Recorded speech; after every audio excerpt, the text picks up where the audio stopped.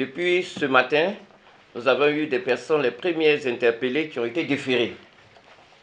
Une information judiciaire a été ouverte contre ces personnes.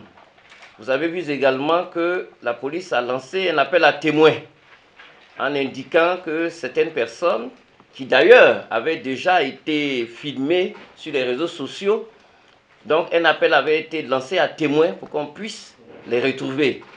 Je peux vous assurer que déjà, certaines personnes ont été déjà interpellées suite à cet appel à témoins. Et je voudrais d'ailleurs dire merci aux Ivoiriens qui coopèrent entièrement pour que plus jamais on ait ça en Côte d'Ivoire.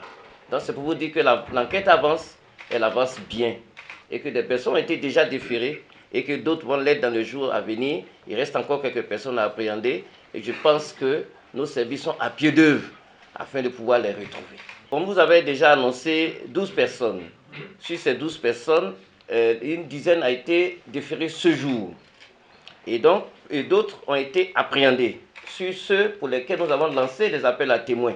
Et donc, dans les jours futurs, ces personnes seront également conduites au parquet et nous allons ensuite engager l'action judiciaire contre ces personnes. Et puis, il ne fait plaisir à personne de voir certaines images insoutenables. Il y a une dame qui se fait appeler Lolo Beauté. Mais le discours qu'elle tient, avec les propos indécents, est-ce qu'on a besoin du corps de Didier Arafat pour la réprimer? Je pense que non.